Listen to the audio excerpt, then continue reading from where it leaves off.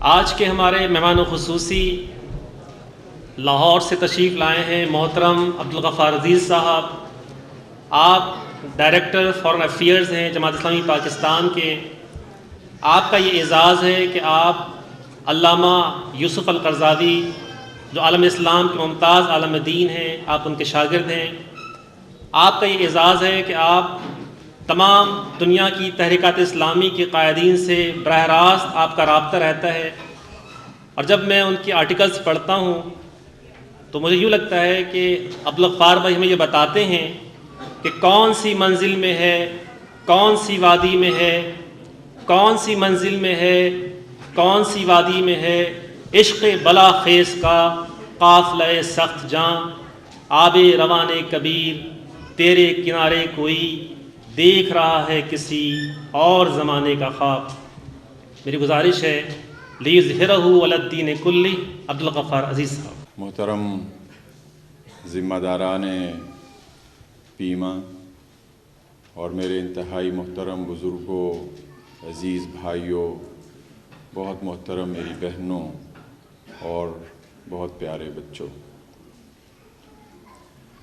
یہ آج اللہ کا شکر ادا کرنے کا دن ہے کہ اللہ تعالیٰ نے اپنے جن بندوں کو انسانیت کی خدمت کرنے، انہیں جسمانی امراض سے نجات دلانے کا ذریعہ بنایا ہے،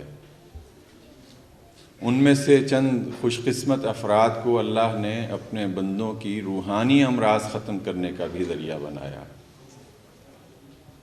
قرآن کریم شفا ہے ان تمام امراض کے لیے جو کسی بھی انسانی معاشرے کو لاگو ہو سکتی ہیں یا اسے لاحق ہو سکتی ہیں. اور قرآن کریم اللہ کی وہ آخری کتاب کہ رب ذوالجلال نے خود اپنے آخری نبی صلی اللہ علیہ وسلم سے فرمایا کہ وَجَاهِدْهُمْ بِهِ جِهَادًا كَبِيرًا، کہ اس کتاب حکیم کے ذریعے سے آپ جہاد کبیر کریں اس کے تمام مخالفین کے ساتھ. وہ تمام حضرات، وہ تمام ہماری بہنیں جو اس پورے کار خیر کا حصہ ہیں اور گزشتہ کئی سال سے جو نور کی ایک شمع آپ کراچی میں روشن کر رہے ہیں، اللہ سے دعا ہے کہ وہ ان کی اس محنت کا ایک ایک لمحہ اپنے دربار میں قبول فرمائے، اور اس کوشش کو اللہ تعالیٰ اس پورے شہر کراچی کے جو اسلامی جمہوریہ پاکستان کی شہرگ ہے، اس کا دھڑکتا ہوا دل ہے، وہ اس کی نجات اور فلاح اور کامیابی کا ذریعہ بنائے، اور اس کے ذریعے پورے پاکستان کو وہ تمام ثمرات عطا کرے کہ جو اللہ نے اپنی اس کتاب پر چلنے والوں کے لیے لکھ دیے ہیں.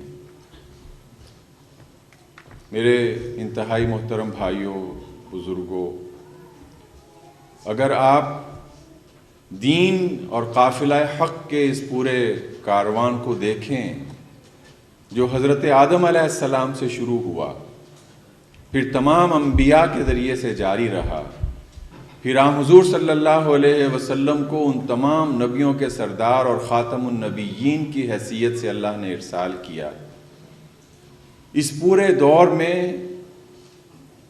پہلے دن سے جو ایک کشمکش شروع ہو گئی حق اور باطل کے درمیان، شیطان نے چیلنج کر دیا خالق کائنات کو، پروردگار عالم کو، کہ جس کے قبضہ قدرت میں ہر چیز ہے، وہ جب کسی چیز کا ارادہ کرتا ہے کن فیکون، کن فرماتا ہے اور وہ ہو جاتا ہے. لیکن آپ نے دیکھا کہ دو رویے ہیں، اور جو اسی تخلیق آدم کے وقت ہمارے سامنے آ گئے. انسان ہونے کے ناطے سے ہر انسان گناہگار ہے.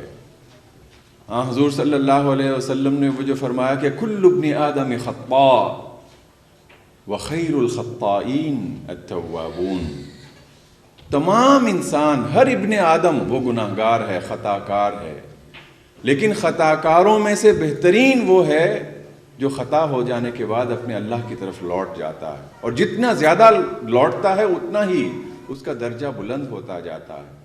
لیکن دو کردار ہمارے سامنے آتے ہیں اسی تخلیق آدم کے وقت سے لے کے. حضرت آدم علیہ السلام کی جو آزمائش ہوئی، سب کچھ اس جنت میں آپ کے لیے ہے، اس درخت کے پاس نہیں جانا. شیطان نے ورغلایا اور اللہ کی نافرمانی ہو گئی. جیسے ہی غلطی ہوئی فوراً احساس ہو گیا، اپنے رب کے دربار میں دونوں جھک گئے میاں بیوی. ربنا ظلمنا انفسنا وَإِن لَّمْ تَغْفِرْ لَنَا وَتَرْحَمْنَا لَنَكُونَنَّ مِنَ الْخَاسِرِينَ. صرف ایک دانہ کھایا ہے لیکن اسے ظلم سے تعبیر کیا ہے کہ پروردگار ظلم ہو گیا، کیونکہ ظلم کی مقدار اور اس کی نوعیت اور اس کی کیفیت وہ اس سے نہیں ہے کہ کتنا بڑا گناہ ہوا، لیکن ظلم کی اصل شناعت یہ تھی کہ اتنی بڑی ہستی اور خالق کائنات کے حکم کی نافرمانی کر دی. ربنا ظلمنا انفسنا. ایک کردار یہ ہے. دوسری طرف دوسرا کردار، شیطان کو اللہ نے کہا کہ آدم کو تخلیق کیا ہے فقعوا له ساجدین، تمام لوگ اب تمام فرشتے سجدہ کریں. اس نے ماننے سے انکار کر دیا، اور وہ پورا واقعہ قرآن کریم بار بار بیان کرتا ہے، آپ پڑھتے ہیں. اللہ نے کہا کہ اب اللہ نے دھتکار دیا اپنی رحمت سے. دوسرا کردار اس وقت سامنے آتا ہے، کہتا ہے ربی بما اغویتنی.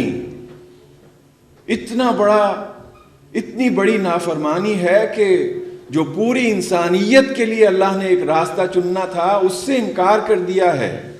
لیکن جب غلطی اور نافرمانی کر بھی دی ہے تو اس کا سارا وبال اور اس کا سارا الزام نعوذ باللہ خود اللہ تعالیٰ کے سر پہ لگا رہا ہے. پر اے اللہ، تو نے جو مجھے گمراہ کیا ہے، اب میں تیرے بندوں کو قیامت تک گمراہ کرتا رہوں گا اگر تو مجھے مہلت دے. یہ دو رحمان اور اس کے بندوں کا کردار، اور حق اور اس کے ماننے والوں کا راستہ، اور دوسری طرف وہ شیطان. یہ دونوں راستے مسلسل پوری انسانی تاریخ میں موجود ہیں، اور آج کی دنیا میں بھی الحمدللہ وہ اہل سعادت پوری دنیا میں موجود ہیں کہ جو اسی قرآن کے پیغام کو، اسی آدمی سرشت کے ساتھ کہ آدم ہیں لیکن اللہ کو بھول جاتے ہیں. اللہ نے یہ کتاب نجات، کتاب ہدایت ہمیں عطا کی ہے، آؤ اس کتاب کی طرف تاکہ ہم رب ذوالجلال کی رضا حاصل کر سکیں. شیطان پھر اسی طرح ورغلاتا ہے. لیکن اور پھر خاص طور پہ آپ نے پچھلا جو زمانہ دیکھا، آپ پوری حضور صلی اللہ علیہ وسلم کے بعد اسلامی تاریخ کو چھوڑ بھی دیں، گزشتہ صدی کو ہی آپ دیکھیے. گزشتہ صدی کے اوائل میں جب تمام امت مسلمہ ایک بار پھر الا ماشاء اللہ وہ ایک بار پھر استعمار کے چنگل میں پھنس گئی، اللہ تعالیٰ نے اپنے دو بندوں کو یہ توفیق دی کہ وہ اسلامی تحریک کی داغ بیل ڈالیں، دوبارہ سے نشأت ثانیہ کا آغاز کریں، لوگوں کو ان کے رب کی طرف بلانے کا کام کریں، اور اسی سنت رسول کے مطابق کہ جس پہ حضور صلی اللہ علیہ وسلم اور آپ کے صحابہ نے عمل کیا تھا. عالم عرب میں حسن البنا نام کے ایک پرائمری اسکول کے استاد، اور بر صغیر میں سید ابو العلا مودودی رحمۃ اللہ علیہ، جو اس وقت اگر آپ دیکھیں تو بنیادی طور پہ ایک صحافی تھے. وہ تمام چیزیں ان کی آپ کے سامنے ہیں. لیکن اسی تحریک کا اگر آپ جائزہ لیں تو گزشتہ صدی میں بھی مسلسل ان پر ابتلا آئی ہے. آپ 1906 میں حسن البنا پیدا ہوئے، 1949 میں آپ کو معلوم ہے کہ انہیں شہید کر دیا گیا، بلکہ فروری 1949 میں، عملاً 1948 کے آخر میں. تو یہی کوئی 42 سال سے کچھ اوپر کی عمر، اور ایک اتنا بڑا عظیم کام انہوں نے کر دیا کہ لوگوں کو ان کے رب کی طرف بلائیں اور قرآن کریم کے ذریعے سے بلائیں. ابھی شاید مولانا عطاء اللہ صاحب بتا رہے تھے مسنون دعائیں، صبح و شام کے اذکار. حسن البنا شہید نے اپنے کارکنان کے لیے جس چیز کو لازمی قرار دے دیا اس وقت سے لے کے، اور اس وقت سے لازمی قرار دی گئی یہ چیز میرے بزرگوں اور بھائیوں اور بہنوں میں مکمل دعوے کے ساتھ اور سوچ سمجھ کر یہ الفاظ ادا کر رہا ہوں کہ اس وقت سے لے کے آج کے اس دن تک، اور انشاءاللہ جب تک اللہ تعالیٰ کو مراد ہے اور منظور ہے، یہ سفر جاری رہے گا. اسلامی تحریک اور اخوان المسلمون کا ہر ایک کارکن صبح و شام ان اورات کا، قرآنی اور مسنون دعاؤں کا ورد کرتا ہے صبح و شام، اور مسلسل اس کا خود مشاہدہ ہوتا ہے. آپ جب بھی اپنے اخوان کے بھائیوں کے ساتھ ہوں گے، اگر صبح و شام کا کوئی لمحہ آپ کو ان کے ساتھ ملے گا تو وہ آپ سے کہے گا کہ آؤ اب مغرب کا وقت ہو رہا ہے تو اکٹھے آج کی دعائیں پڑھ لیتے ہیں. المأثورات کے نام سے ایک چھوٹی سی دعا ہے اور تمام ارکان اور کارکنان وہ صبح و شام یہی دعا کرتے ہیں. اسی مأثورات کی اس چھوٹی سی کتاب میں حسن البنا اپنے کارکنان کو نصیحت کرتے ہیں کہ دیکھو میرے ساتھیوں، تمہاری زندگی کا کوئی ایک دن بھی ایسا نہیں طلوع ہونا چاہیے. یہ ایک آئینہ ہے، ایک آئینہ ہے، صرف تاریخ نہیں ہے، صرف اخوان کی کوئی روایت نہیں ہے، ایک آئینہ بھی ہے. کہا کہ میرے ساتھیوں، تمہاری زندگی کا کوئی ایک دن بھی ایسا طلوع نہیں ہونا چاہیے کہ جس میں تمہاری ملاقات تمہارے رب کی کتاب کے ساتھ نہ ہو. اور میرے بھائیوں، میں یہ بات بھی کامل یقین اور دعوے کے ساتھ قسم کھانا عادت نہیں ہے اور اتنا محبوب بھی نہیں ہے، قسم کھا کر بھی یہ بات کہی جا سکتی ہے کہ اخوان المسلمون کے 100% نہ صحیح تو 95% سے زائد ارکان اور کارکنان ایسے ہیں کہ جو روزانہ اپنے اللہ کی کتاب سے ملاقات کرتے ہیں. صرف تلاوت کرنا مراد نہیں ہے، ملاقات کرنا، کہ جس میں میں اللہ کی کتاب سے پوچھتا ہوں، وہ مجھے جواب دیتی ہے، وہ مجھ سے باتیں کرتی ہے، میں اس سے باتیں کرتا ہوں. آپ نے سنا حضور صلی اللہ علیہ وسلم کی سیرت کیا تھی؟ جب بھی جنت کے ذکر سے گزرتے تو فوراً دل کی دعا لبوں پہ بھی مچل جاتی ہے کہ پروردگار ہمیں یہ جنت نصیب فرما. جب بھی عذاب اور عقاب کی آیات آتی تو فوراً اللہ کے سامنے جھک جاتے، لرزتے، معافی مانگتے، اللہ سے پناہ چاہتے. اللہ کی کتاب سے ملاقاتیں. اور اخوان کے جو طے شدہ نصاب ہے اس کے مطابق اخوان کے ہر رکن کو روزانہ ایک پارے کی تلاوت کرنا ہے. گویا کہ ہر مہینے اس نے قرآن کریم مکمل تلاوت کرنا اور اس سے گفتگو کرنا. استثناء پھر موجود ہے، اس میں اس طرح سٹرکٹ یہ نہیں ہے اور ریلیکسیشن کے تمام پہلو موجود ہیں کہ مصروفیت کے وقت کتنا اور وقت ہے تو اس سے بھی ایک پارے سے بھی زیادہ. لیکن یہ کم از کم کسی بھائی کے بارے میں یہ نہیں سوچا جا سکتا کہ آج اس نے اللہ کی کتاب ہی سے ملاقات نہیں کی، آج اس نے صبح و شام کے اورات ہی نہیں پڑھے ہیں. میں آج کے اس پروگرام کے لیے کوئی پریزنٹیشن نہیں تیار کر کے لایا، لیکن آپ کے پروگرام کو دیکھ کے مجھے اپنے پاس پڑی ہوئی 2 ویڈیو کلپس دکھائی دیں، تو وہ میں آپ سے چند لمحوں کی ہیں آپ سے شیئر کرتا ہوں. اخوان اور تحریک کے لوگ اور دیگر اسلامی تحریکات وہ پوری دنیا میں اس بات کا اہتمام کرتی ہیں کہ قرآن کریم کی بہتر سے بہتر تلاوت، قرآن کریم حفظ کرنا، اور پھر اس کے کمپٹیشنز، مقابلے عالمی سطح کے. یہ ایک کمپٹیشن کی چھوٹی سی ایک جھلک ہے جو مراکش میں ہوا.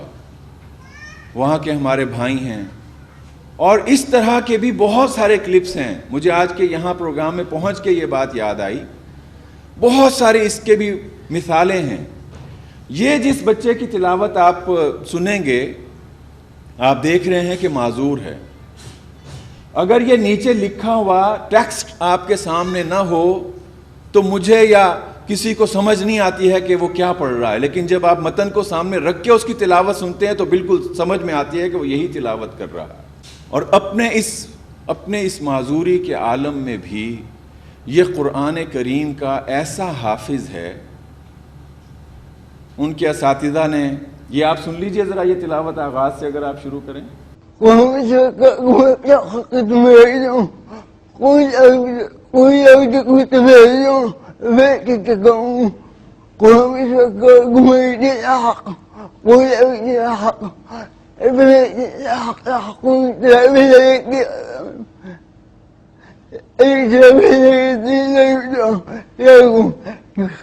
كيف عندكم صح؟ طيب فصل صح ما شاء الله. مکمل قرآن اس معذور نے بھی اپنے دل اور ذہن میں محفوظ کیا ہے. اس کے بعد ان کے استاد پوچھتے ہیں, ذرا پلے کیجئے بھائی. مبسوط ما شاء الله ما شاء الله. طيب شيخ محمد معلش احنا نطول الحلقه شويه يا اخوان, يعني لا تسأمون ولا تملون, لان هذه الحلقه حلقه ماتعه, وما كنت اظن ان مثل هذه الحلقه يعني الشيخ ان يكون متقنا وحافظا وجامعا لمثل هذه المتشابهات. فيعني ممكن الشيخ محمد تديله كمان. طيب انا هسألك سؤال بقى, لو جاوبت عليه تبقى ممتاز ماشي. ويقولون متى هذا الوعد ان كنتم صادقين. استاد کہہ رہے ہیں کہ وَيَقُولُونَ مَتَى هَذَا الْوَعْدُ إِن كُنتُمْ صَادِقِينَ. یہ آیت قرآن میں ایک سے زیادہ بار آئی ہے. اگر تم 2 جگہیں بتا دو کہ جہاں پہ یہ آیت آئی ہے تو تمہیں ایکسیلنٹ ملے گا. وہ اس کا جواب دیتے ہیں. اور یہ دیکھیے کہ پھر وہی معذور ہے, اور ڈاکٹرز اس کو زیادہ بہتر طور پہ ایکسپلین کر سکتے ہیں کہ کہاں پہ خلل ہے. ایک لفظ کو بعض اوقات بولنا اس کے لیے کتنا مشکل ہو گیا ہے, لیکن وہ اس آیت کو بتاتے ہیں کہ قرآن کریم میں کہاں ہے. عايز منك موضعين. سورة ليش؟ يونس ماشي. يا سلام. وفين تاني؟ سورة الأنبياء. يا أنبياء. سلام. عارف موضع آخر؟ طيب قول اتفضل. سورة الملك. طيب. سورة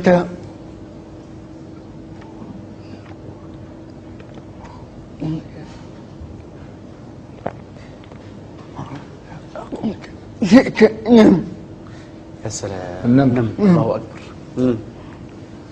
اب یہ سورۃ النمل, وہ نمل کا لفظ کس مشقت سے انہوں نے ادا کیا ہے. 2 مقامات پوچھے تھے, انہوں نے 4 مقامات بتائے ہیں, اور یہ ایک ایک لفظ اسی مشقت کے ساتھ بولتا ہے. آپ کو حضور صلی اللہ علیہ وسلم کی وہ حدیث یاد آ رہی ہے کہ جس میں آپ نے فرمایا کہ قرآن کریم کی بہترین انداز سے تلاوت کرنے والے کو یہ اجر ملے گا, لیکن جو نہیں پڑھ سکتا ہے, کوشش کر کے اٹک اٹک کے پڑھتا ہے, اسے اس اچھے قاری سے بھی زیادہ اجر ملے گا, ایک تلاوت کا اور ایک کوشش کا. آگے چلائیے ذرا اسے. اب ان کے استاد کہہ رہے ہیں کہ یہ سورۃ الملک میں جہاں پہ یہ آیت آئی ہے, جہاں ذرا پڑھ کے سنائیے.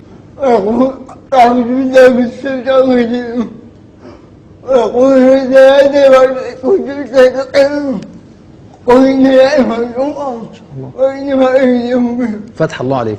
یہ تلاوت سننے کے بعد یہ جو اساتذہ ہیں وہ اوپر بھی آپ دیکھ رہے ہیں, یہ اساتذہ صرف مراکش کے نہیں ہیں, مختلف عرب ممالک سے آئے ہوئے ہیں. عالم عرب میں ایک روایت ہے کہ جب کسی کو اپنے سے بڑا ہونے کا اعزاز دینا ہو, اسے محسوس کروانا ہو کہ تم کو میں اپنا بڑا مانتا ہوں, اس کے سر کا بوسہ لیا جاتا ہے. اس پروگرام کے بعد اس معذور طالب علم کا ان تمام اساتذہ نے اٹھ کے سر چوما کہ تم ہمارے بڑے ہو. اور پھر ان اساتذہ نے جو کمنٹس کیے اس معذور حافظ قرآن پر, کہا ان سے نہیں, اس سے نہیں گفتگو کی, حافظ صاحب سے بات نہیں کی, وہ مجھ سے اور آپ سے بات کی ہے. استاد کہہ رہے ہیں کہ میرے بھائیوں, اس حافظ قرآن کو سننے کے بعد ہم اللہ تعالیٰ کے پاس جا کے کیا عذر پیش کریں گے؟ قرآن کریم سے میرا تعلق اور میری وابستگی, اور پھر آج ہم پوری دنیا میں مسلمانوں پر اور امت پر ٹوٹنے والی قیامت دیکھیں. یہ آپ چھوڑ دیجئے, ایک اور دوسری ویڈیو آپ ذرا لگائیے. کوششیں, جیسے میں نے عرض کیا کہ دنیا کے سارے شیطان وہ قرآن کریم کی اس, یہ ایک اور دوسری ویڈیو جو ہے وہ آن کیجیے. قرآن کریم سے لوگوں کو دور کرنا چاہتے ہیں. یہ ایک ترکیہ کے نام سے TRT عربک ایک عرب چینل ترکی نے بھی شروع کیا ہے اور الحمدللہ پچھلے کچھ عرصے میں ہی اس نے خاصا ایک مقام پیدا کر لیا ہے. یہ ایک نیوز آئٹم دے رہا ہے ترکیہ TRT عربک. ترکی جو کہ سیکولر، اب بھی اس وقت بھی کانسٹیٹیوشنلی سیکولر اسٹیٹ ہے، اور اب سے چند ماہ پہلے تک بھی ترکی میں ہماری بہنوں کا سر پہ دوپٹہ یا اسکارف رکھ کے جانا، کسی سرکاری ادارے یا تعلیمی ادارے میں جانا ممکن نہیں تھا، قانوناً منع تھا. ترکی جہاں پہ کبھی عربی زبان میں نماز پڑھنے، قرآن کی تلاوت کرنے، اذان دینے پر پابندی تھی، اللہ تعالیٰ ترکی سے ہمارے لیے جو بہار کے جھونکے عطا کر رہا ہے. اس نیوز آئٹم میں یہ ہے کہ ترکی میں ایک NGO نے، چونکہ ظاہر ہے کہ اسٹیٹ تو سیکولر ہے، اسٹیٹ نہیں کر سکتی ہے، ایک NGO نے ایک پروگرام شروع کیا ہے کہ 7 سال کے بچوں کو، 7 years old، 7 سال کے بچوں کو نماز کی ترغیب دی جائے. آپ کو حضور صلی اللہ علیہ وسلم کی وہ حدیث یاد آئی ہوگی کہ جس میں آپ نے فرمایا کہ تمہارے بچے جب 7 سال کے ہو جائیں تو انہیں نماز کی ترغیب دو. اور ترغیب کے حوالے سے انہوں نے ایک پوری جو کیمپین شروع کی، اس کا موٹو یہ تھا بلغت السابعۃ من العمر وابدأ الصلاۃ. میں اب 7 سال کا ہو گیا ہوں، اب میں نماز شروع کرنے لگا ہوں. 7 سال کے ان بچوں کو یہاں پہ ایک پروگرام اس کے لیے کیا گیا. اس میں ان کے لیے ترغیب کی بات ہے نا، پرائز ڈسٹریبیوشن ہے. نماز پڑھنے آؤ گے تو وہاں پہ تمہیں انعام بھی ملے گا. ذرا یہ خبر سنیں. في تركيا بتوزيع الهدايا المختلفة على الأطفال الذين استجابوا لحملة وصلت إلى 7 من عمري وسأبدأ الصلاة. إذ تجمع عدد كبير من الأطفال لأداء الصلاة معا.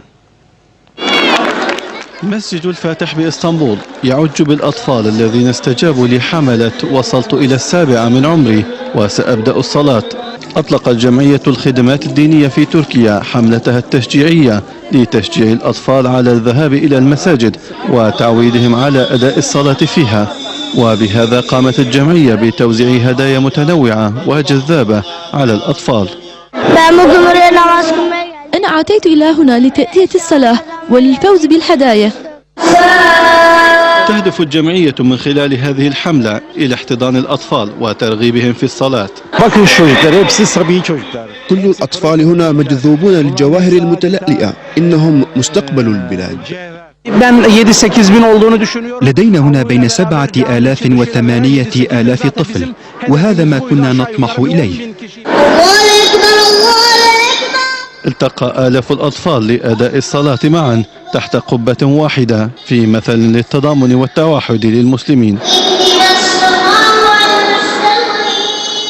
جن حضرات کو موقع ملا ہے، یہ استنبول کی جامع مسجد، شاندار مسجد فاتح، سب سے بڑی مسجد، اور بکان صاحب کی نماز جنازہ بھی یہیں پہ ادا ہوئی. جس NGO نے یہاں پہ 7 سال کے بچوں کے لیے یہ نماز کا اہتمام کیا ہے، وہ یہ کہہ رہے ہیں کہ ہمارے اس پروگرام میں 7 سے 8 ہزار بچے شریک ہیں، اور یہ ہمارا پورے ملک میں یہ پروگرام ہے کہ ہم 7 سال کے بچوں کو نماز اور اس کی ترغیب اور قرآن کریم اور اس کی تلاوت اور اللہ کی طرف بلانے کا یہ کام شروع کر رہے ہیں. اسی سیکولر اسٹیٹ جہاں پہ آج بھی وہ تمام خرافات موجود ہیں جو انسانوں کو تباہ کرنے کے لیے شیطان نے ایجاد کی. میں عرض یہ کر رہا ہوں کہ وہ جو پہلے دن سے حق اور باطل کی کشمکش شروع ہوئی ہے، آج کی اس دنیا میں بھی وہ اسی طرح موجود ہے. لیکن اللہ تعالیٰ نے اہل حق کو جو مواقع عطا کیے ہیں، جس طرح اللہ تعالیٰ انہیں سرخرو کر رہا ہے. گزشتہ صدی میں یہ ترکی کے مظالم تو پتہ نہیں ہم نے سنے ہیں یا نہیں، لیکن عالم عرب کے مظالم تو شاید ہم سب کے سامنے ہیں، ہم سب کو معلوم ہے. صرف مصر ہی کو اگر آپ دیکھیں، 1949 میں تو حسن البنا کو شہید کر دیا گیا. اور یہاں پہ ضمناً یہ عرض کرتا چلوں کہ آپ کو معلوم ہے حسن البنا کو بنیادی طور پہ کس جرم میں شہید کیا گیا تھا، کس جرم کی پاداش میں؟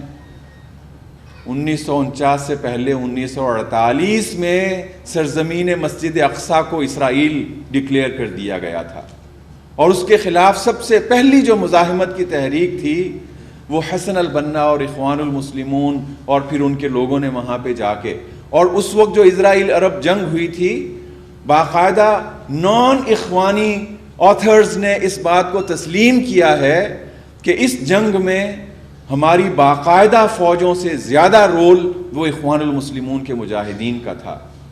لیکن پھر اسی خطرے کو بھانپتے ہوئے انہوں نے کہا کہ آغاز ہی میں اس آواز کو بند کر دینا چاہیے، اور 1949 میں انہیں شہید کر دیا. مجھے ابھی یہ جو گزشتہ مئی گزرا ہے، غزہ جانے کی سعادت ملی، تو اسی طرح کا چھوٹا ہال تھا، یہ ذرا بڑا ہے.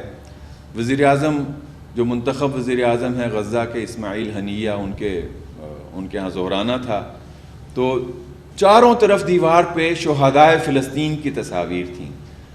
درمیان میں جس شہید کی تصویر تھی، دائیں طرف شیخ احمد یاسین کی تصویر تھی، شیخ احمد یاسین زعیم المجاہدین، اور ان کی بائیں طرف عز الدین القسام ان کی تصویر تھی کہ جنہوں نے آغاز میں، یہ شام کی ایک شخصیت تھے، اس وقت انہوں نے وہاں سے آ کے فلسطین میں جہاد کا آغاز کیا.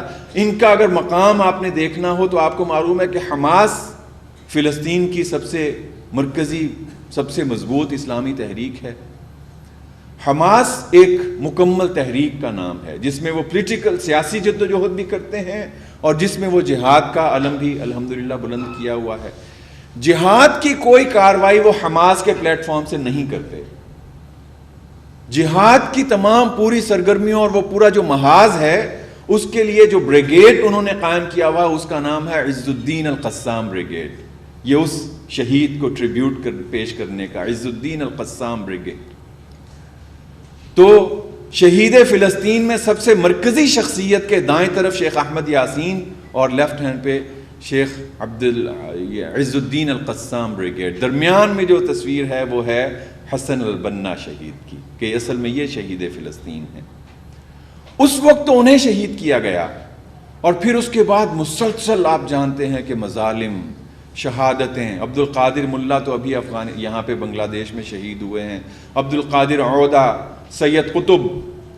کل میں دیکھ رہا تھا کہ اخوان نے عبد القادر ملا شہید کو جو ٹریبیوٹ پیش کیا ہے، ان کی ویب سائٹ پہ پوری ڈیٹیل سٹوری ہے، اور وہاں پہ عبد القادر ملا صاحب کی تصویر لگی ہوئی ہے اور لکھا ہے عبد القادر ملا شہید، سید قطب آخر، ایک اور سید قطب، ایک اور سید قطب. تو یہ سید قطب اور عبد القادر عودہ اور یہ تمام لوگوں شہداء کے قافلے یہ مصر ہی سے. زینب الغزالی ہماری بہنیں ہیں، زینب الغزالی جو ان پر مظالم ڈھائے گئے اور دیگر اور بہنوں پر اور خواتین پر.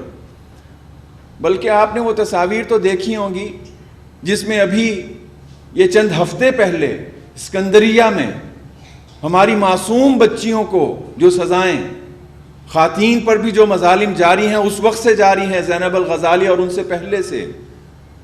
حسن البنا کو جب شہید کیا گیا تھا تو آپ کو معلوم ہے کہ حسن البنا کی میت کو، جنازے کو تدفین کے لیے لے جانا تمام اسی طرح اس دور کے جنرل سیسی نے ممنوع کر دیا تھا.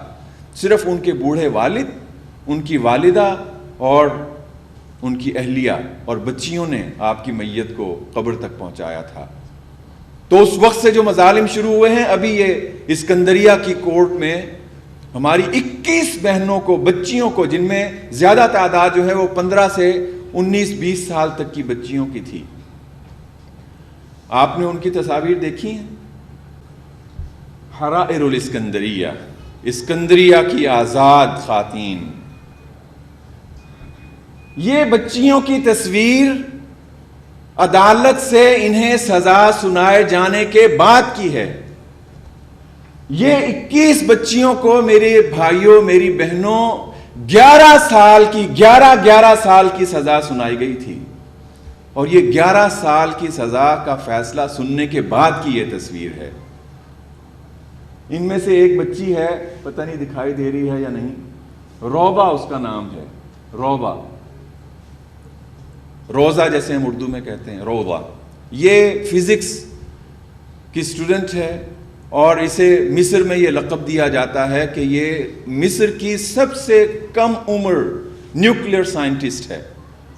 اس نے اور اس کی باقی جو کلاس فیلوز ہیں انہوں نے مل کر مصر کے توانائی کے بحران پر قابو پانے کے لیے اپنا ایک ایٹمی ری ایکٹر ڈیزائن کیا ہے اور یہ کہا ہے کہ ہم اس کو بنا کے اور اس کے ذریعے سے مصر کو، وہ بھی انہی بچیوں میں شامل ہے روضہ۔ کل میں ان کی والدہ کا انٹرویو پڑھ رہا تھا، ان کی والدہ کہتی ہیں کہ میں نے جب روضہ کو دیکھا سزا سنائے جانے کے بعد تو وہ ہنس رہی تھی، مسکرا رہی تھی، تو میں پہلے مرحلے میں یہ سمجھی کہ روضہ کو پتہ ہی نہیں چلا کہ اسے کتنی سزا ہو گئی ہے۔ میں سمجھی کہ یہ جو ہنس رہی ہے نا تو اسے بھی پتہ نہیں چلا کہ 11 سال کے لیے تمہیں جیل میں بھیج دیا گیا ہے۔ بعد میں میری جب اس سے ملاقات ہوئی تو میں نے پوچھا کہ روضہ تمہیں پتا تھا کہ تمہیں کیا سزا ہوئی ہے؟ تو کہتی ہے کہ ہاں، جب ملی تھی مجھے معلوم تھا کہ 11 سال کی سزا ہوئی ہے۔ تو انہوں نے کہا، والدہ نے پوچھا، ماں نے پوچھا بیٹی سے کہ بیٹی پھر کیا فوری تاثر تھے؟ کہتے ہیں کہ میرے دل سے بے ساختہ ایک قہقہہ برآمد ہوا ان ظالموں کے اوپر ہنسنے کے لیے۔ یہ جو جلاد ہیں کہ یہ اگر مصر کے مالک اپنے آپ کو سمجھتے ہیں تو یہ ان کی بھول ہے۔ اور پھر وہی جو، لیکن بعد میں اس نے کہا ہم سب انسان ہیں، بعد میں کہا کہ لیکن میں جب جیل میں پہنچی نا اور وہاں پہ جب میں اکیلی بیٹھی تو میرے ارادے کے بغیر ہی پھر آنسوؤں کی جھڑی لگ گئی۔ مجھے یقین نہیں آ رہا تھا کہ میں اپنے یونیورسٹی کی سب سے کامیاب طالبہ علم ہوں اور میں نے اور سہیلیوں نے یہ اور یہ، کوئی جو سنتا بھی ہے تو اسے یقین نہیں آتا کہ روضہ کو 11 سال اور 1 ماہ کی سزا سنا دی گئی ہے۔ تو وہاں پہ پھر میرے آنسوؤں پر، لیکن پھر بھی میرا اللہ پر یقین تھا کہ اللہ تعالیٰ ہمیں تنہا نہیں چھوڑے گا، اللہ تعالیٰ ہمیں تنہا نہیں چھوڑے گا۔ ابھی بلکہ چائے کے وقفے میں ایک بھائی پوچھ بھی رہے تھے کہ انہیں کیسے رہا کر دیا گیا۔ یہ ان بچیوں کی اور خاص طور پہ ان کی جو پریزنس ہے، سفید براق لباس اور وہ چہروں پہ ایمانی ایک نور اور مسکراہٹ، اس نے مصر میں جو موجودہ تحریک ہے اسے جو قوت بخشی ہے، اس منظر نے جو دنیا کی تمام ہیومن رائٹس آرگنائزیشنز کو موٹیویٹ کیا ہے، اس نے خود جنرل سیسی اور کے ساتھیوں کو جیسے دل کے اندر سے انہیں تیر ان کے اوپر چلائے ہیں۔ 10 دن سے زیادہ کا عرصہ نہیں گزرا کہ ایک عدالت نے پھر دوبارہ سے انہیں بلا کے آدھی سے زیادہ بچیوں کی سزا معاف کر دی اور باقیوں کی سزا 1 سال کر دی، اور اس کو بھی کہا کہ یہ اگر دوبارہ یہ کام کریں گی تو پھر ان کو دوبارہ سے ہم گرفتار کریں گے تو 1 سال گرفتار رہیں گے۔ اور ان میں سے تمام بچیوں نے باہر نکل کے کہا کہ یہ گناہ تو ہم بار بار کریں گے، اگر حق کے لیے بات اٹھانا ہے تو یہ تو ہم بار بار کریں گی، اور اللہ تعالیٰ نے اگر تمہارے اس 11 سال کی قید کو چند دنوں میں توڑ دیا ہے تو اس قافلے میں اس راستے پہ اچھا یہ تو ایک منظر ہے۔ میں عرض کر رہا ہوں کہ وہ 1949 سے یہ پورا قافلہ شروع ہوا ہے، 1949 سے یہ شہادتیں دی جا رہی ہیں۔ زینب الغزالی، پتہ نہیں آپ نے ان کی کتاب پڑھی ہے، میری بہنوں نے، کہتی ہیں کہ ہم پر تشدد ہو رہا تھا جیل میں، میں دیکھتی تھی نوجوان ہیں بالکل باریش بزرگ ہیں، ان پر بھی یہ ظالم جو ہے ظلم ڈھا رہے ہیں۔ ہم پر کہتی ہیں کہ ایک دن انہوں نے رات کے وقت خونخوار کتے چھوڑ دیے، تھوڑی دیر انہوں نے ہمیں بھنبوڑا اور پھر میں ظاہر ہے کہ بے ہوش ہو گئی۔ آپ نے پڑھا ہوگا، زینب الغزالی کہتی ہیں لیکن اللہ تعالیٰ کی رحمت کے قربان جاؤں کہ اگلی صبح جب میں بیدار ہوئی تو میرے جسم پر زخم کی ایک خراش تک نہیں تھی۔ قربانیوں کا قافلہ جو وہاں سے شروع ہے اور آج تک جاری ہے۔ آپ پھر دیکھیے کہ 2011 میں، یعنی کہ 52 سے تو پھر فوجی ڈکٹیٹرشپ وہاں چلی آ رہی ہے نا۔ شاہ فاروق کے خلاف 1952 میں جنرل نجیب کا انقلاب آیا، 54 میں جنرل نجیب کو اس کے اپنے ساتھی کرنل جمال عبد الناصر نے اس کا تختہ الٹ ڈالا، 70 میں وہ مر گیا تو انور السادات وہاں پہ آ گیا، اور وہ 1979 میں شاید 80 میں وہ قتل ہو گیا تو حسنی مبارک آ گیا۔ 2011 تک یہی ڈکٹیٹرشپ رہی اور مسلسل انہوں نے عذاب توڑے۔ صرف جو حسنی مبارک کا 30 سال کا عرصہ تھا، اخوان کے مرشد عام ڈاکٹر محمد بدیع جو اس وقت بھی جیل میں ہیں، اور جیل میں ہیں، جیل میں جانے سے پہلے، گرفتاری سے پہلے اپنے ایک بیٹے کی شہادت کا نذرانہ پیش کیا ہے اللہ کے حضور۔ ڈاکٹر بدی کہتے ہیں کہ یہ جو 30 سال کا حسنی مبارک کا دور تھا، ہم نے صرف اس دور میں اخوان کے 50,000 کارکنان جیل بھیجے، 50,000 کارکنان جیلوں میں رہے. لیکن پھر کیا ہوا؟ کبھی قرآن کریم میں جس فرعون کا ذکر آیا ہے، کبھی وہ دعویٰ کیا کرتا تھا کہ انا ربکم الاعلی، میں تمہارا بلند و بالا رب ہوں، پروردگار ہوں. وہ جو قرآن کریم میں سورہ بقرہ میں حضرت ابراہیم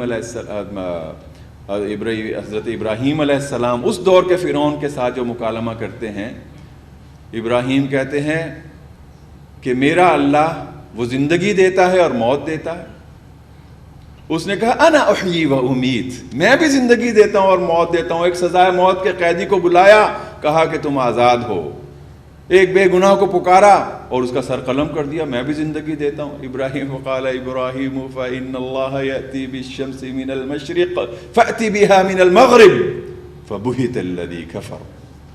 تو یہ دعوے اس دور میں بھی موجود تھے، اور آج بھی حسنی مبارک اور اس کے بعد بھی یہ اسی طرح موجود ہیں.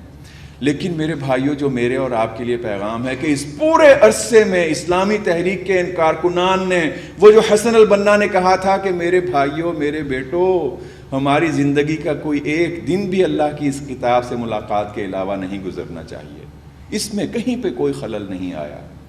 اسی لیے آپ دیکھتے ہیں، اسی لیے میرے بھائیوں آپ دیکھتے ہیں، ابھی پرسوں کی بات ہے، یہ پرسوں کی بات تو فوجی انقلاب کے دوران کی بات ہے نا. پرسوں مصر میں ان کی ایک نیشنل ڈاکٹرز ایسوسی ایشن ہے، جس میں مصر کے تمام ڈاکٹرز ووٹ دیتے ہیں اور اپنی یونین کا انتخاب کرتے ہیں. اور آپ جانتے ہیں کہ 14 اگست جو ابھی گزرا ہے، اس میں میدان رابعہ کا وہ سانحہ روح پذیر ہو چکا ہے. اسی میں آپ ذرا دیکھیے، ایک اور تصویر ہوگی میدان رابعہ کی. یہ میدان رابعہ تھا، اور یہ میدان رابعہ کا ایک گوشہ ہے. کوئی ایسا کیمرہ نہیں تھا کہ جو میدان رابعہ میں یہ دور تک میلوں لمبے اس دھرنے کی کوئی ایک تصویر بنا سکتا. 26 جون سے لے کر 14 اگست تک یہ تمام لاکھوں لوگ دن رات اس میدان رابعہ میں رہے ہیں. وہ جو کونے میں آپ کو دکھائی دے رہی ہے نا، وہ رابعہ بصری مسجد ہے. اسی کی مناسبت سے یہ پورا چوک رابعہ چوک کہلاتا ہے، رابعہ میدان کہلاتا ہے. وہ تمام فوجی ڈکٹیٹرشپ کے بعد جب 2011 میں اللہ تعالیٰ نے وہاں کے ہمارے مصری بھائیوں کو کامیابی دی، 2 سال کے اندر اندر 8 دفعہ مصری عام عوام وہ الیکشنز کے لیے پولنگ بوتھ پر گئے. 8 بار الحمدللہ اللہ کی توفیق سے اور ہمارے ان بھائیوں کی قربانیوں اور کوششوں کی وجہ سے، محنت اور جد و جہد کی وجہ سے. ہمارے ایک بزرگ تھے، حج کے لیے گئے تو وہیں پہ اللہ کو پیارے ہو گئے. مولانا مودودی کے ساتھیوں میں سے تھے. تو اتفاق سے میں بھی وہاں قطر یونیورسٹی سے ادھر گیا ہوا تھا، تو مل گئے. تو مجھے کہنے لگے کہ وہ ادھر غار ثور گئے ہو؟ میں نے کہا نہیں، میں تو نہیں جا سکا. اور وہ ہماری یونیورسٹی کے جو باقی لوگ ہیں وہ کہتے ہیں جی کہ وہاں منع کیا جا رہا ہے کہ غار ثور وہ بڑا خطرناک راستہ ہے اور کیجولٹیز ہو چکی ہیں، اوپر سے لوگ گر کے. کہنے لگے جی کہ میں گیا ہوں، اور واقعی وہ بہت مشکل اور خطرناک چڑھائی ہے. لیکن اور وہاں پہ اوپر چڑھ کے بھی بمشکل کہتے ہیں کہ میں ہاتھ پاؤں سے بالکل گھسٹ کے وہاں تک پہنچا ہوں. وہاں غار ثور کے دروازے کے پاس پہنچ کے بھی میں بالکل گھٹنوں کے بل رینگتے ہوئے اس غار کے اندر جا سکا ہوں.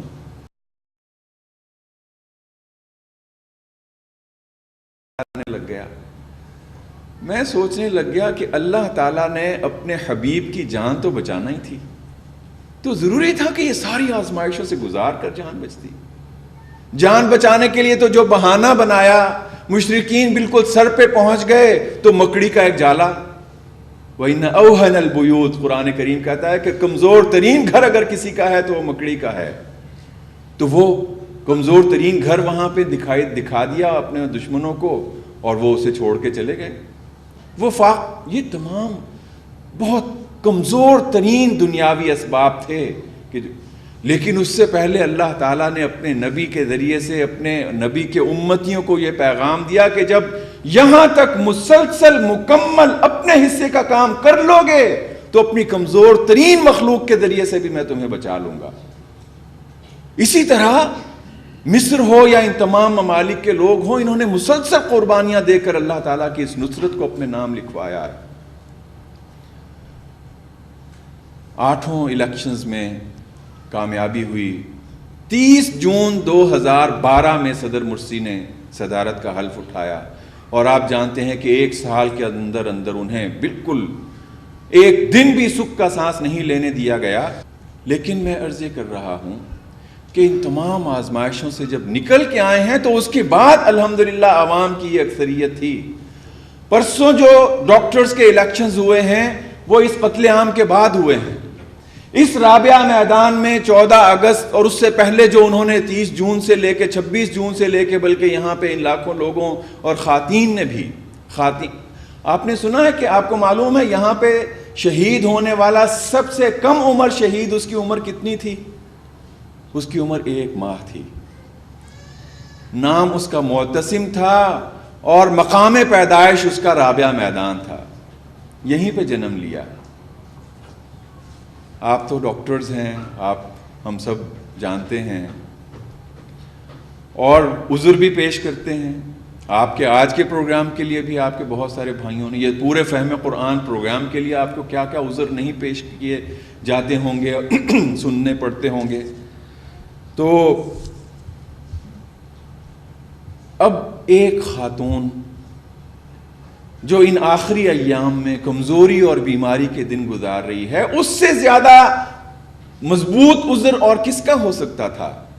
کہہ سکتی تھی کہ ناظم صاحب میں تو انشاءاللہ بعد میں آ جاؤں گی، اب مجھے ذرا رخصت دے دیجئے. کوئی دنیا کا رول، کوئی اخلاق، کوئی قاعدہ ایسا نہیں تھا جو ہماری اس بہن کو رخصت نہ دیتا. لیکن اس نے بھی اور اس کے شوہر نے بھی کہا کہ نہیں، نہ جانے کون سی گھڑی اللہ کے دربار میں قبولیت کی ہو اور ہم اس سے محروم رہ جائیں. نہیں، میدان ہی میں جائیں گے. میدان ہی میں رہے. وہاں پہ ہی ایک کیمپ ہاسپٹل میں بچے کو جنم دیا اور اس کا نام معتصم رکھا. معتصم. واعتصموا بحبل اللہ. آپ قرآن فہمی کے کورس کر رہے ہیں. واعتصموا بحبل اللہ. اعتصام. اعتصام. اعتصام ایک تو یہ قرآنی مطلوب اس کا معنی اور مفہوم ہے. ایک اعتصام کا آج کی عربی زبان میں جو مستعمل لفظ ہے اس کا مطلب ہے دھرنا دینا. یہ جو دھرنا ہے اس کو اعتصام کہا گیا تھا. سب وہاں پہ جم کے بیٹھ گئے ہیں، مضبوطی سے تھام لو، سب وہاں پہ جم کے بیٹھ گئے ہیں. تو انہوں نے اپنے بیٹے کا نام معتصم رکھا. اور آپ کو معلوم ہے معروف مسلمان خلیفہ معتصم یہ وہ خلیفہ تھے کہ جنہوں نے ایک مسلمان خاتون کی پکار پر کہ جس کی بے حرمتی ہوئی تھی اپنے فوج روانہ کر دی تھی اور اس کا بدلہ لیا گیا تھا. معتصم نام رکھا. وہیں پہ اللہ نے یہ تحفہ دیا، وہیں پہ اسے شہادت کا مرتبہ دے دیا کہ تم دونوں اب شہداء کے شہید کے ماں باپ ہو. اور پھر یہاں پہ جو قیامت اسی عالم میں کہ یہاں پہ لاکھوں لوگ وہ ہمارے والے لاکھوں نہیں ہیں کہ چند ہزار ہوں تو اخبارات اسے لاکھوں لکھ دیتے ہیں یا پارٹیاں اس کو لاکھوں کا دعویٰ کر لیتے ہیں. نہیں، عملاً لاکھوں لوگ. اور یہاں پہ گزرنے والا بھی یہ سارا عرصہ کیسا تھا آپ کو معلوم ہے میرے بزرگوں، بھائیوں اور بہنوں. اسی دھرنے کے دوران میں 2 بار ان پہ عین نماز فجر کے دوران میں، بلکہ پہلی بار جب ان پر یہ فائرنگ کی گئی، امام مسجد کہتے ہیں کہ جیسے ہی میں دوسری رکعت کے رکوع سے اٹھتے ہوئے سمع اللہ لمن حمدہ کہا، ہم پر فائر کھول دیا گیا. دوسری بار پھر اسی طرح. رمضان بھی درمیان میں شروع ہو گیا. اب رمضان کی بھی تمام تر عبادات، تراویح، افطار، سحر، نوافل، قرآن، تمام اسی میدان میں ان لوگوں نے گزارے. اور گرمی تھی آپ جانتے ہیں، یہیں پہ گزارے. 2 بار اسی دوران میں ان کے اوپر اسی فجر کی نماز میں فائرنگ ہوئی. میرے بھائیوں 800 شہید پیش کیے جا چکے تھے 14 اگست سے پہلے 800 شہداء. اس کے باوجود بھی ان میں سے کسی نے نہیں کہا کہ میں گھر جاتا ہوں، یہاں تو بڑے خطرات ہیں. کسی نے کوئی عذر نہیں گھڑا کہ وہ قرآن کریم میں بھی ہمیں وہ سارے عذر ملتے ہیں جو منافقین حضور صلی اللہ علیہ وسلم کو پیش کیا کرتے تھے. الحمدللہ یہاں پہ، بلکہ یہاں پہ وہ چونکہ ڈاکٹرز کا ہے تو ڈاکٹرز ہی کی باتیں یاد آ رہی ہیں. ایک ڈاکٹر کا انٹرویو اس کے بعد شائع ہوا. وہ کہتے ہیں کہ میں کئی دن سے وہاں پہ موجود تھا اور ڈیوٹی دے رہا تھا.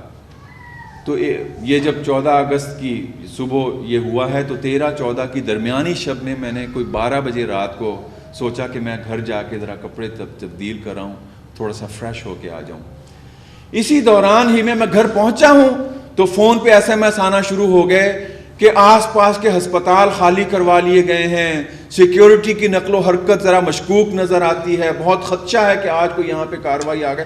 میں منہ دھوئے بغیر وہاں سے واپس آ گیا کہ کہیں میں کسی اجر سے محروم نہ ہو جاؤں.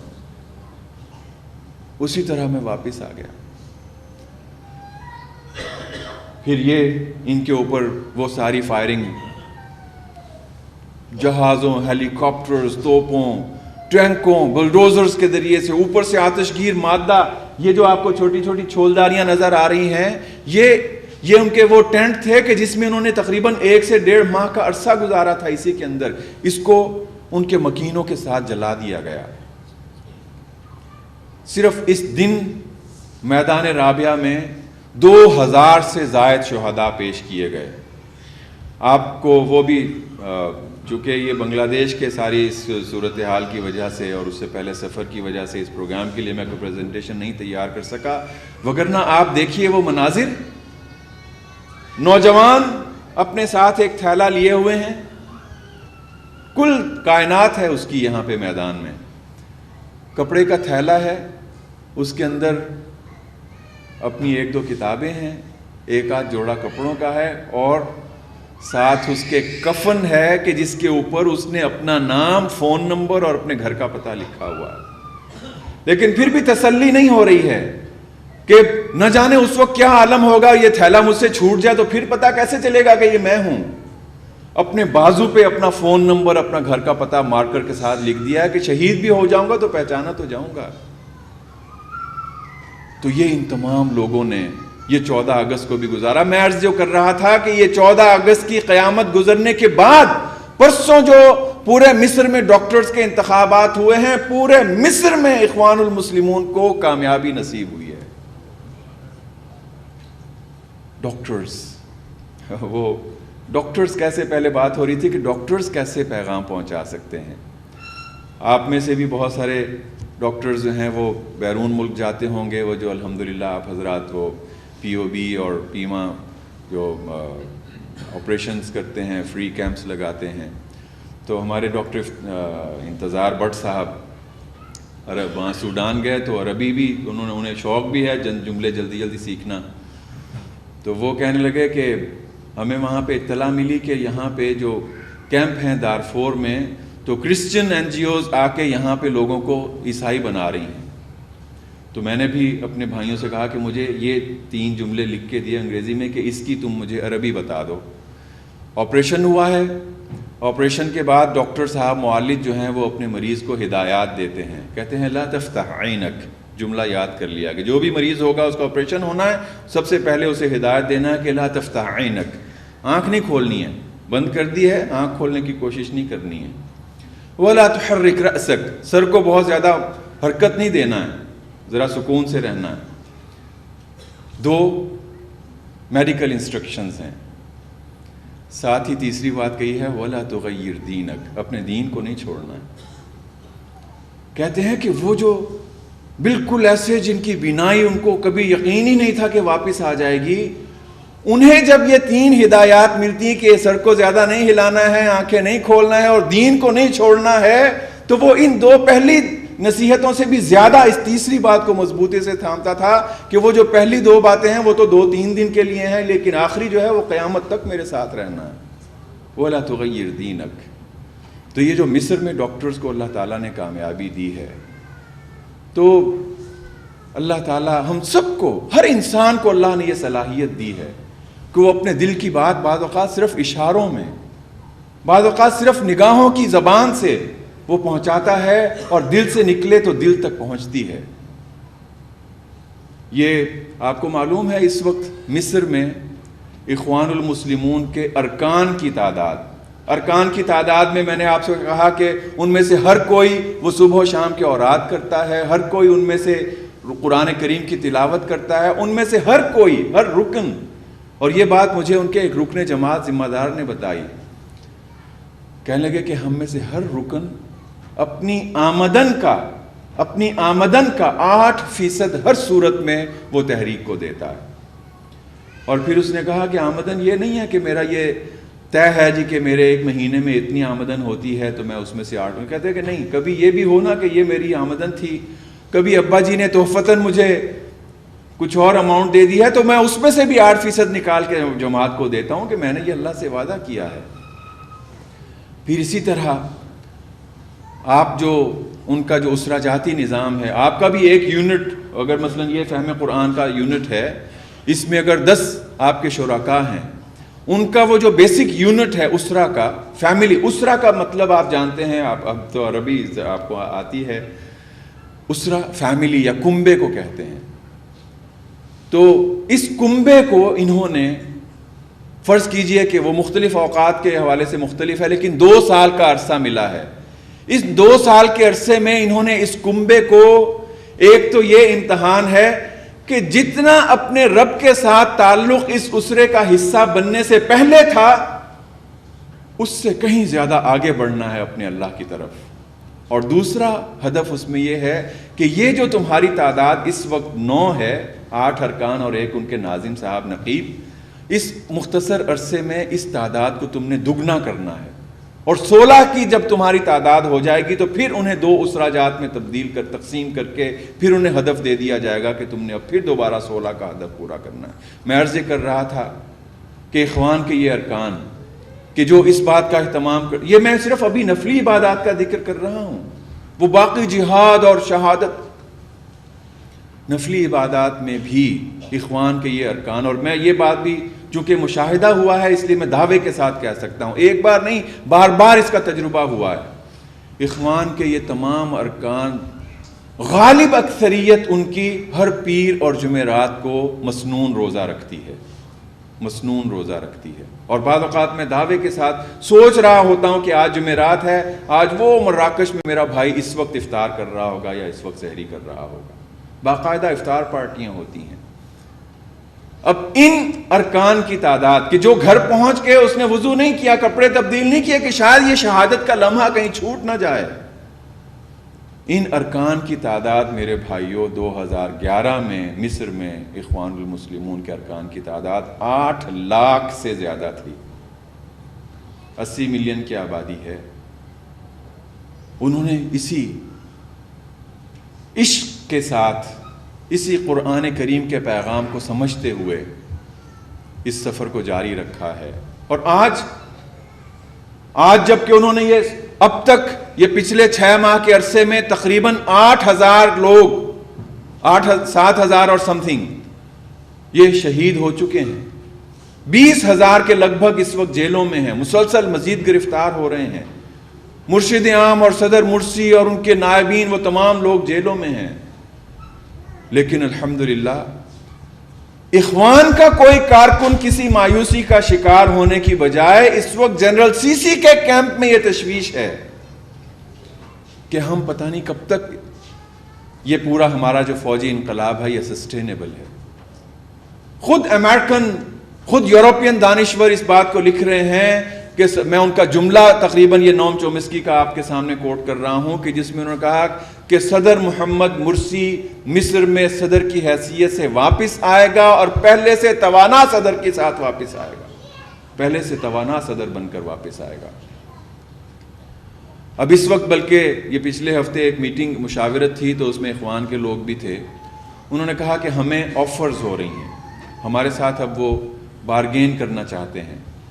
کہتے ہیں کہ یہ ابھی ہم نے دستور بنایا ہے یا دستور میں ترامیم کی ہیں. دستور تو ظاہر ہے کہ مصر میں پہلا جمہوری دستور صدر مرسی کے اسی 1 سال کے اندر اسمبلی نے بنایا تھا اور اس پر پھر پبلک ریفرینڈم ہوا تو 64% لوگوں نے اس کو منظور کیا. اب اس دستور میں تبدیلیاں اور ترامیم کی جا رہی ہیں، اور اب 15 اور 16 جنوری کا اعلان کیا گیا ہے کہ اس پر ریفرینڈم ہوگا۔ یہ جو کمیٹی ہے، اسی میٹنگ میں لوگ بتا رہے تھے کہ 50 رکنی کمیٹی ہے، اور اس میں سے ان 50 میں سے 5 افراد ایسے ہیں کہ جو دن کی 5 نمازیں ادا کرتے ہیں۔ 45 لوگ ہیں کہ جو نماز نام کی چیز کے قریب نہیں آتے ہیں۔ انہوں نے اب یہ اس دستور میں ترامیم کی ہیں، اور اس میں فوج کے لیے، جنرل سی سی کے لیے مختلف راستے کھولے گئے ہیں۔ ایک کیمپین ان دنوں میں شروع کی جا رہی ہے۔ کبھی وہ یہ اس کا جنرل سی سی کا خواب کے طور پہ ایک بات پیش کی جاتی ہے جی کہ مجھے خواب آیا ہے کہ میں مصر کا صدر منتخب ہو گیا ہوں، اور مختلف کیمپین کی صورتیں ہیں کہ اس کو جنرل سی سی کو صدر بنانے کی، اسی کے لیے یہ سارا دستور ہے۔ یہ اگر کر بھی لیں گے، لیکن میرے بھائیوں، بزرگوں، میری بہنوں، مصر میں یہ جو اس وقت قربانیاں پیش کی جا رہی ہیں، اور صرف اس مقصد کے لیے اخوان کو اپنا اقتدار، آپ جانتے ہیں کہ مقصود نہیں ہے۔ اگر اقتدار منظور ہوتا تو اقتدار چاہنے والے کبھی جان میدان میں جا کے نچھاور نہیں کرتے۔ یہ جو بات ہے نا کہ ہم ان کا نعرہ سنتے تھے کہ اخوان ہمیشہ کہتے ہیں کہ اللہ غایتنا، اللہ ہمارا مقصود ہے، والرسول قدوتنا، حضور صلی اللہ علیہ وسلم ہمارے رہنما ہیں، والقرآن دستورنا، قرآن ہمارا دستور ہے، والجہاد سبیلنا، جہاد ہمارا راستہ ہے، والشہادۃ فی سبیل اللہ اسمی امانینا۔ یہاں پہ دیکھیے اخوان نے یہ نہیں کہا کہ والشہادۃ فی سبیل اللہ امنیتنا، شہادت ہماری آرزو ہے، نہیں، کہا کہ اسمی امانینا، ہماری سب سے پاکیزہ ترین کوئی آرزو ہے تو وہ اللہ کے راہ میں شہادت ہے۔ اور یہ کوئی صرف نعرہ نہیں ہے، اس نعرے کو انہوں نے حقیقت بنا کر پیش کیا ہے۔ شہادت کے لیے ابھی کچھ عرصہ پہلے مسلسل شہداء ہو رہے ہیں۔ ابھی یونیورسٹی میں ایک نوجوان شہید ہو گیا جامعۃ الازہر میں۔ کہنے لگے، اس کے ساتھی بتانے لگے کہ ہمارے ساتھ پڑھتا تھا تو کوئی بہت زیادہ پریکٹسنگ مسلم نہیں تھا، کوئی نماز روزے کی پابندی نہیں کرتا تھا۔ ہم نے اس کو دعوت دی، ہمارے ساتھ مل گیا، اور پھر دیکھتے ہی دیکھتے اس میں تبدیلی آنا شروع ہو گئی۔ خود ہی ہم نے دیکھا کہ یہ جو نمازیں بھی نہیں پڑھتا تھا، اب رات کو اٹھ کے تہجد پڑھتا ہے۔ یہ اسموکنگ کیا کرتا تھا، اچانک اس نے اسموکنگ چھوڑ دی۔ وہ نمازیں پڑھتا تھا لیکن اسموکنگ نہیں چھوڑی تھی، ہمارے کہنے کے باوجود بھی نہیں چھوڑی تھی، ایک دن اچانک چھوڑ دی، اور ہمیں اس نے بتایا بھی نہیں کہ کیوں چھوڑ دی ہے۔ اپنے ایک جو اس کا قریبی ترین دوست تھا اسے بتایا، اور اس کے دوست نے بھی اس کی یہ بات اس کے شہادت کے بعد یہ بتائی کہ یہ مجھے اس نے راز اپنا بتایا تھا۔ کہنے لگا کہ میں اسموکنگ تو کرتا تھا تو مجھے خواب میں حضرت عمر فاروق رضی اللہ تعالیٰ عنہ ملے، اور انہوں نے مجھے ملتے ہوئے کہا کہ انت رايح تكون شهيد وتدخن والشهداء يا محمد يدخنون ويشربوا السيجارة، کہ محمد تم شہید ہونے والے ہو اور سگریٹ پیتے ہو، شہداء بلا اسموکنگ کرتے ہیں۔ اور یہ کہتے ہیں کہ وہ میری ملاقات ختم ہو گئی، اور اس لمحے سے میں نے یہ اسموکنگ چھوڑ دی، اور مجھے دل میں یہ یقین ہو گیا کہ انشاءاللہ میرے دل کی مراد پوری ہونے والی ہے۔ اس کے بعد سے اس نے ایک نئی زندگی گزاری، اور بالآخر وہ اللہ کی راہ میں شہید ہو گیا۔ تو میرے بھائیوں اور بزرگوں، یہ مصر کی داستان بڑی طویل ہے۔ ساتھ ہی اس کے آپ دیکھیں تو غزہ 2007 سے مسلسل مکمل حصار میں ہے۔ ادھر آپ دیکھیے کہ تونس میں جو تبدیلی آئی ہے اس کو اکھاڑنے کی کوشش کی جا رہی ہے۔ ان کا پلان یہ تھا، اور بالکل اس کا اعلان کر رہے تھے کہ مصر میں اس فوجی انقلاب کے بعد اب 2 مہینے کے اندر اندر ہم تیونس سے بھی اسلامی تحریک کی حکومت کا خاتمہ کر دیں گے، اور ساتھ ہی مراکش میں بھی اخوان کے لوگ اخوان وہاں کی تحریک حکومت میں ہے اس کو بھی ختم کر ڈالیں گے۔ یمن میں وہاں کی جو مخلوط حکومت ہے التجمع الیمنی تحریک اصلاح کو، وہاں پہ 5 وزارتیں حاصل ہیں اور پارلیمنٹ کی وہ ایک مضبوط قوت رکھتے ہیں، تو ان سب کو ہم ختم کر دیں گے۔ لیکن اسی اجتماع میں راشد غنوشی صاحب بھی ملے، 6 ماہ کا عرصہ گزر گیا ہے، لیکن الحمدللہ وہ اسی طرح کام کر رہے ہیں۔ یہ بنیادی طور پہ دستور ساز اسمبلی ہے تیونس کی، جس نے اپنی دستور سازی کا عمل مکمل کر لیا ہے اور انشاءاللہ اب کچھ ہی عرصے میں وہاں پہ ایک عبوری حکومت بناتے ہوئے اس دستور پر ریفرینڈم یا اسمبلی کے ذریعے اسے منظور اور پھر عام انتخابات ہوں گے۔ میں عرض یہ کر رہا ہوں کہ ان تمام ممالک میں سازشیں تو اسی طرح جاری ہیں، لیکن اللہ کے دین کا کام کرنے والوں کے دل میں جو قرآن کریم کا پیغام راسخ ہے، وہی پیغام انشاءاللہ انہیں ماضی میں بھی کامیاب کرتا رہا ہے اور آئندہ بھی انہیں کامیاب اور سرخرو کرے گا۔ اور یہ جو مصر میں قربانیاں ہیں، ابھی آپ نے دیکھا کہ یہ بنگلہ دیش میں بھی، چونکہ یہ ہمارا اپنا زخم ہے، میں اس پر اس لیے زیادہ بات نہیں کر رہا کہ وہ نیچرلی آپ کو اس کی تفصیلات معلوم ہونا چاہیے اور معلوم ہوں گی۔ یہ جو ابھی پرسوں شہید ہوئے ہیں عبد القادر، یہ کوئی بنگلہ دیش کے کسی قانون یا ان کے ملک کو کسی نقصان پہنچانے کے جرم میں شہید نہیں کیے گئے، یہ اس جرم میں شہید کیے گئے ہیں کہ یہ 1971 میں اپنے پاکستانی ہونے پر فخر کرتے تھے اور اسی متحد پاکستان کی اس نے حفاظت کی اور اس کے لیے اس نے پاکستان کا اور پاکستانی فوج کا ساتھ دیا۔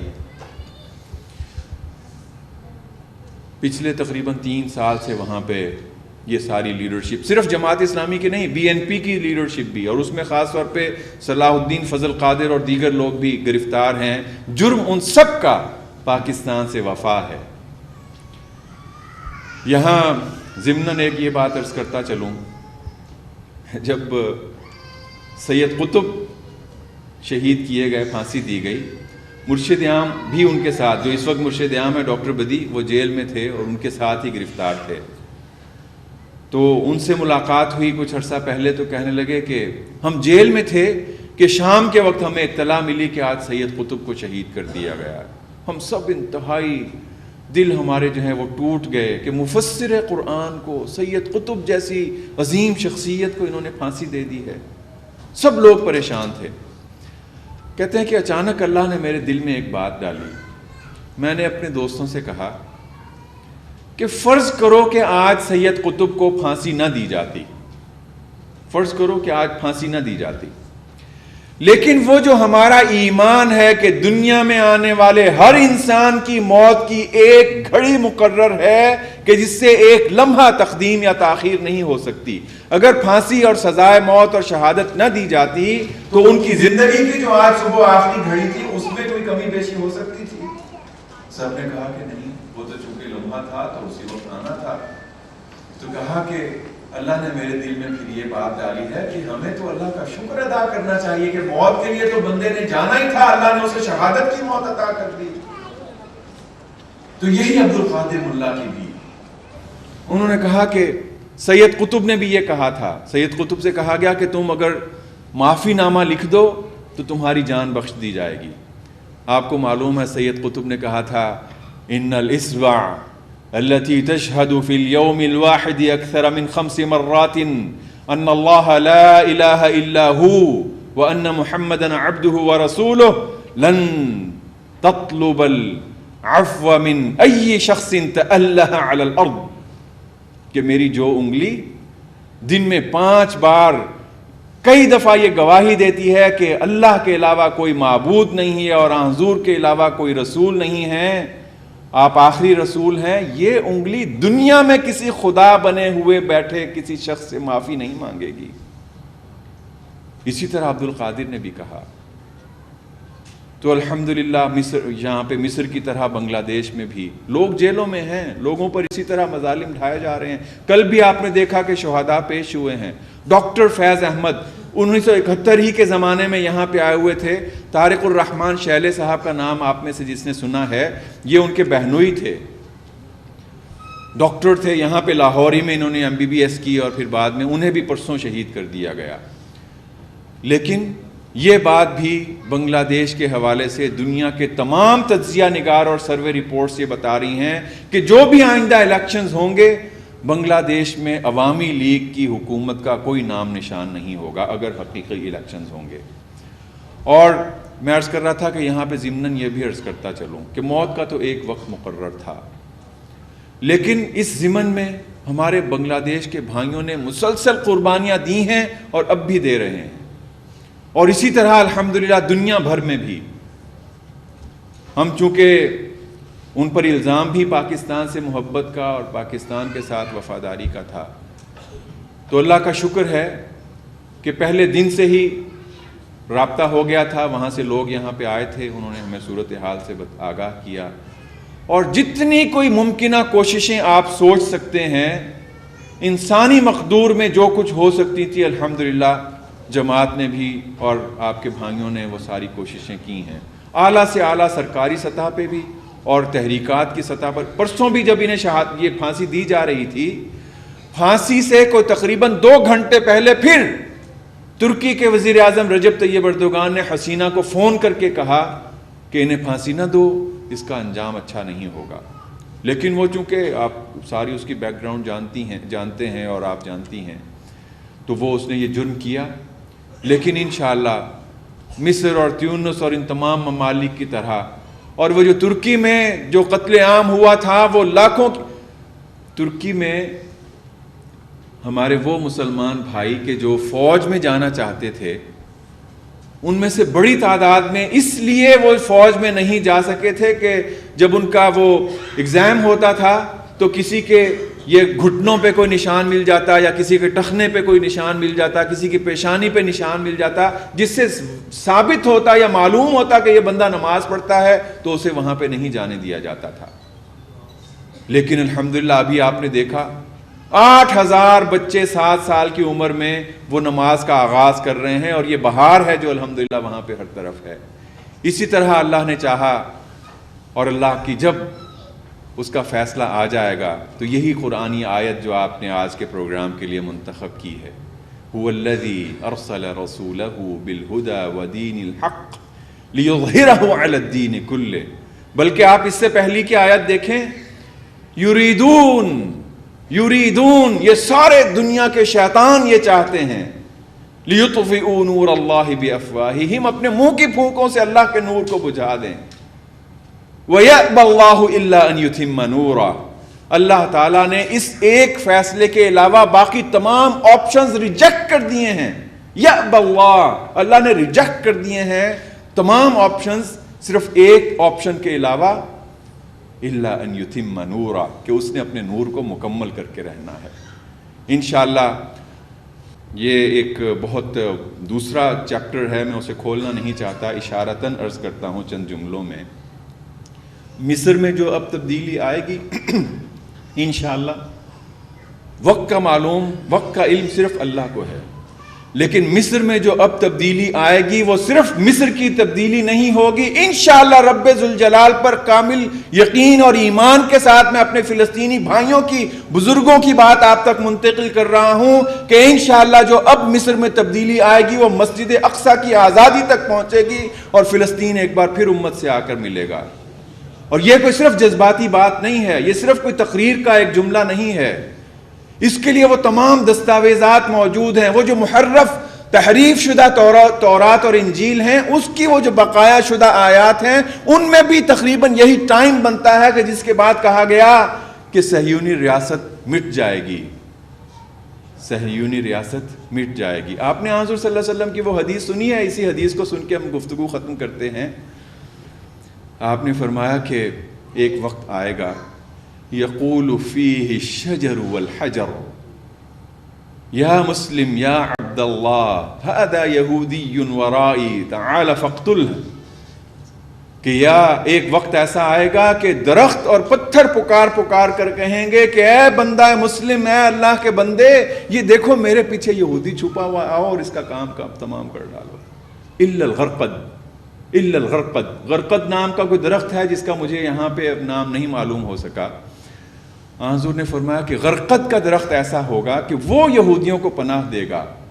میرے بھائیوں, میری بہنوں, آج اسرائیلی فلسطین میں جس درخت کی سب سے زیادہ کاشت کر رہے ہیں وہ یہی غرقد کا درخت ہے. اور یہ بات میں اپنے فلسطینی بھائیوں کے توسط سے آپ تک پہنچا رہا ہوں. فلسطینی بھائیوں کا ذکر آیا ہے تو پھر زبان بےتاب ہے, لیکن میں آپ سے معذرت چاہتا ہوں, آپ سے اجازت چاہتا ہوں, اس یقین کے ساتھ اور اسی یقین کے اعادے کے ساتھ کہ آپ نے جو قرآن کا سفر شروع کیا ہے, انشاءاللہ کراچی کی وہ روٹھی ہوئی بہاریں اسی کے ذریعے سے واپس آئیں گی۔ پچھلے دنوں بلکہ ایک لطیفہ بھی آپ اسے سمجھ لیجئے، مصر کی ایک کلاس روم میں ڈرائنگ ٹیچر نے کہا بچیوں سے کہ سب لوگ بہار کا منظر بنائیں، بہار کا منظر اس کی ڈرائنگ بنائیں۔ ایک بچی نے ان میں سے وہ اس نے جب پرچہ دیا تو وہ اس کے اوپر قرآن کریم بنا ہوا تھا۔ استانی نے پوچھا، ٹیچر نے پوچھا کہ یہ میں نے تو کہا تھا کہ بہار کا منظر بتاؤ، اس میں پھول اور یہ بہار یہ ہوتی ہے۔ کہتی اچھا یہ بہار ہوتی ہے، میری امی نے تو مجھے دعا یاد کروائی ہوئی ہے کہ جس میں حضور صلی اللہ علیہ وسلم نے فرمایا تھا کہ ان تجعل القرآن ربیع قلبی، اللہ قرآن کو میرے دل کی بہار بنا دے۔ تو یہ قرآن کی بہار انشاءاللہ وہاں پہ بھی بننا ہے، اور ہم بھی اسی رب ذوالجلال کے ماننے والے ہیں۔ پاکستان اور بنگلہ دیش اور ملائیشیا اور ان تمام ممالک سے لے کے اللہ تعالیٰ سے دعا ہے میرے بھائیوں اور بہنوں، ظلم ہوگا کہ اگر ہم شام کے اپنے بھائیوں کو یاد نہ رکھیں۔ شام میں بھی جو مظالم ہیں ناقابل بیان ہیں۔ گزشتہ 3 سال سے، بلکہ ابھی یہ جو 18 تاریخ گزری ہے، یہ جو ابھی 8 تاریخ گزری ہے، 8 تاریخ کو 1000 دن پورے ہو گئے شام میں ہمارے ان بھائیوں کی قربانیوں کو، جو کہ وہ بشار انتظامیہ کے مظالم کے خلاف دے رہے ہیں۔ انہیں بھی، اور مصر اور شام اور تیونس اور یمن اور بنگلہ دیش اور افغانستان اور کشمیر اور فلسطین اور غزہ اور ان تمام لوگوں کو بھی، وہ جو حضور صلی اللہ علیہ وسلم نے فرمایا میرے بھائیوں بہنوں، خاص طور پہ میری بہنوں، اس بات کی اہمیت کو ہمیں کم نہیں سمجھنا چاہیے کہ جس میں خاتم النبیین صلی اللہ علیہ وسلم نے فرمایا کہ الدعاء سلاح المؤمن، دعا مومن کا ہتھیار ہے۔